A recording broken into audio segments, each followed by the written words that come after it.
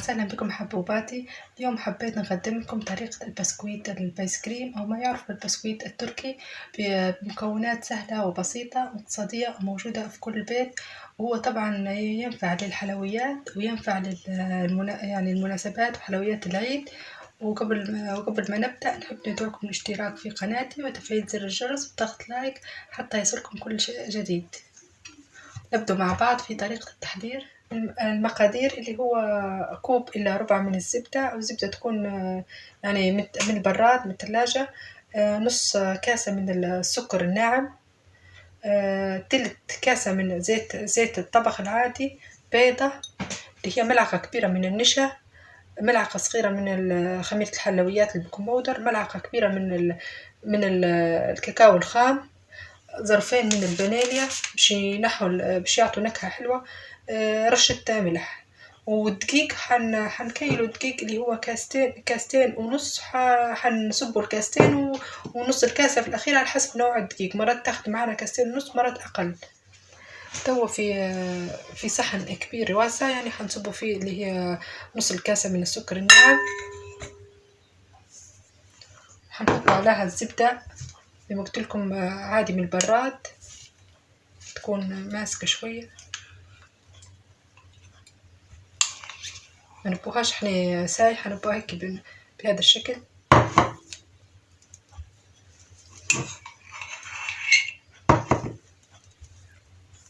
هنخلط المقادير باهي لين تحصلوا على تبدأ تسيح الزبدة، ونخلطهم مع بعضهم بهذه الطريقة. تو بعد ما خلطنا الزبدة ولتنا هيك بهذا الشكل الكريمية، حنضيفوا عليها تلت كوب من زيت الطبخ العادي،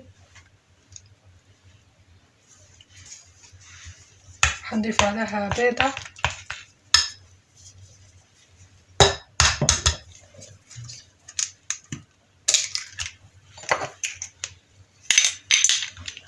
طبعا حنضيف عليها فانيليا، وناخدولها زوز أظرف من الفانيليا كي باش تصلحينا نكهة البيض، تعطينا نكهة حلوة متاع الفانيليا. والأحسن ما تستعملوش الفانيليا السائلة، استعملوا الفانيليا متاعت الأكياس، السائلة تعطي طعم يعني مش حلو في الحلويات، اللي متاع الأكياس أحسن. نخلطو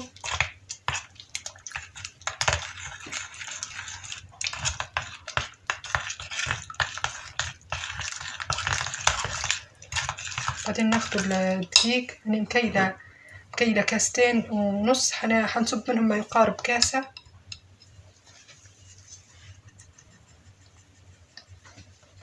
مش حنصب الكمية كلها، حنصب كاسة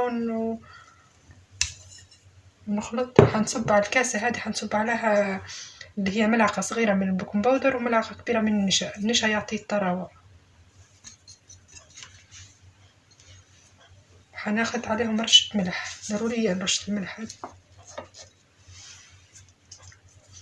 حنخلط المقادير كلها مع بعضها بهذا الشكل.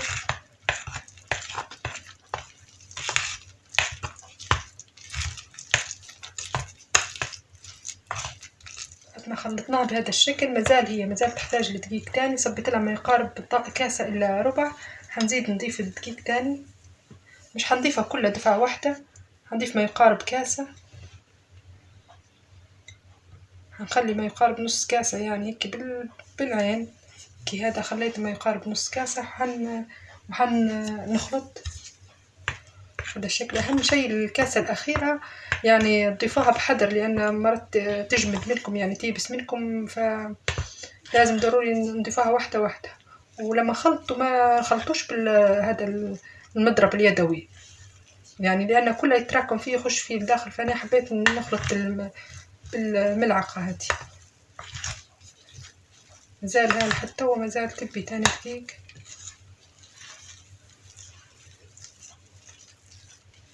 حنضيف لها تاني دقيق،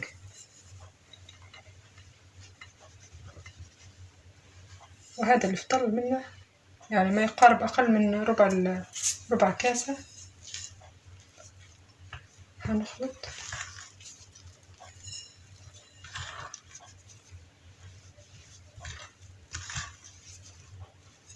تو بعد ما خلطناها بهذا الشكل تو حنحتاج نخلط يعني بيديا. نحاها هنشوفوا قوامها، مازال هي محتاجة دقيق، مازال تلصق. يعني حنقسمها لجزئين، جزء من يقعد بالفانيليا وجزء تاني نديره بالكاكاو. في صحن تاني حنحط فيه الجزء هذا، نقسمها يعني جزئين متقاربين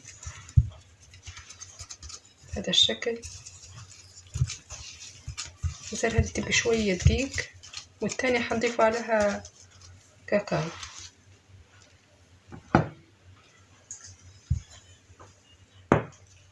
بعد ما قسمتها لجزئين، جزء منهم حنضيف عليه دقيق، حنضيف بحذر يعني مش حنضيفها كلها، انتوا تضيفوا بشوية وشوفوا حسب ما العجينة تتواتى معاكم. حنعجن هيك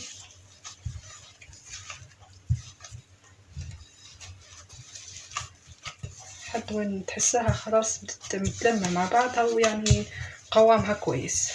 والجزء هو الثاني من حنحط عليه كاكاو.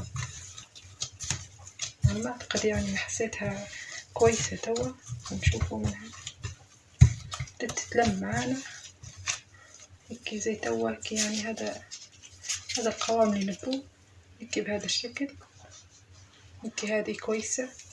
حنحط على الثانية الكاكاو، وهذا الجزء حنضيف عليه الكاكاو بهذا الشكل. ونين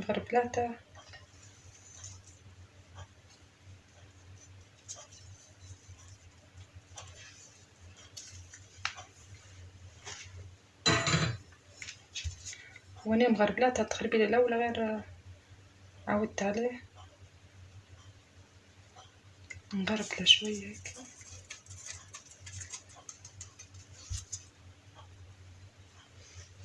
ضروري يكون ناعم هلبة. حنخلطها كلها مع بعضها بهيك الشكل. تو لما عجناهم بهذا الشكل، هذا الشكل اللي نبوه زي ما شفتوا معايا، هذا هيك كويسة يعني ما تفتفتش وفي نفس الوقت متلايمة مع بعضها. نفس الشيء حتى هو مع الكاكاو هي نفس الشكل. هذا هو القوام اللي نحن محتاجينه. طبعا دقيقة أنا كيلت 2.5 كاس، فضل منهم هو ما يقارب من ربع كاسة، يعني أنا أخذولي 2.25 كاس. طبعا حنبدأ في واحدة منهم، حنبدأ في الكاكاو وحنكورها كلها كرات صغيرة بهذا الشكل. بهذا الشكل هيك. تو كملتهم كلهم، تحصلت على هادم الصحنين معهم الصحنين التانيين هادم كلهم درتهم يعني بالعين. في تقدر تكيليهم بالميزان، يعني تديريهم يعني توزنيهم بالميزان. بعد ما كملتهم حطيتهم في البراد شوية لمدة 5 دقايق. وتوا حندير معاكم وحدات. حناخدوا 3 باللون هذا، او قبل ما نبدو ندورها شويه باش لان هما مسقعات فجافين، فندورها تدويره خفيفه هيك. دوره خفيفه. ناخدو حتى الكحل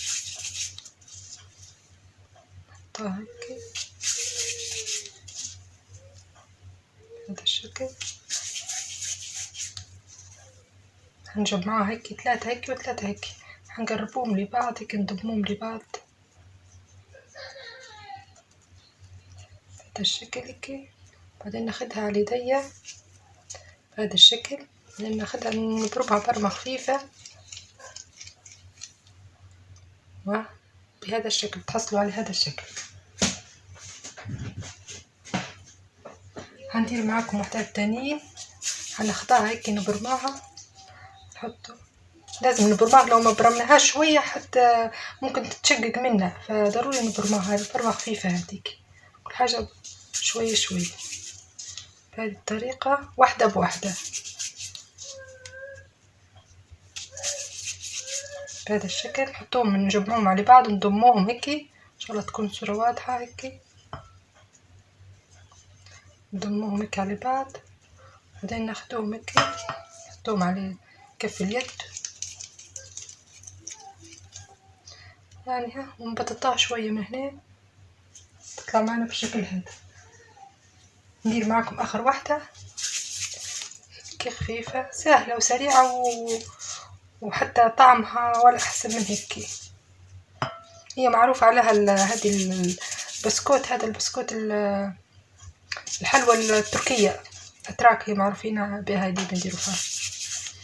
هندورها هيك زي ما تشوفوا نوجدها هيك، نضمهم على بعضهم، هنقلبها بهذا الشكل، نبرمها برمة خفيفة يعني هيك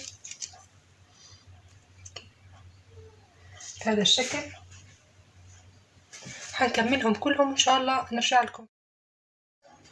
تو رجعت لكم بعد ما كملتهم كلهم بنفس الطريقة، اعطتني هذا الشكل. طبعا ثلاثة طواجين بهذه الكمية اللي عطتها لي. هذه الكمية توها يعني تو مشغلة الفرن يعني مسبقا من قبل 5 دقايق على درجة حرارة 200. طبعا نحطهم في الرف الوسطي، نشغل عليهم من تحت بس ما نشغلش عليهم من فوق لمدة 25 دقيقة بس. وطبعا مع ننتبهوا لهم من فترة لفترة نشوفوهم كويسين. وطبعا بعد 25 دقيقة حنطلعهم ان شاء الله. بعد ما يطيبوا معنا حنتلاقوا في صحن التقديم. وهذه كانت طبختنا بالنسبة للبايس كريم، بسكويت البايس كريم أو ما يعرف بالبسكويت التركي. طبعا بعد ما حطيتها في الفرن لمدة 25 دقيقة على نار على درجة حرارة 200، يعني تحصلت على الشكل هذا وشكلها وريحتها ولا أحلى من هيك. نودكم وما نشهيكم شوفوا الشكل، شوفوا من داخل دوب في الفم ذوبان، يعني يحبها الصغار والكبار. وان شاء الله كان عجبتكم طبختي وعجبكم محتوى قناتي. متنسوش تشتركوا في القناة وتفعلوا زر الجرس وتضغطوا لايك حتى يصلكم كل جديد. والسلام عليكم.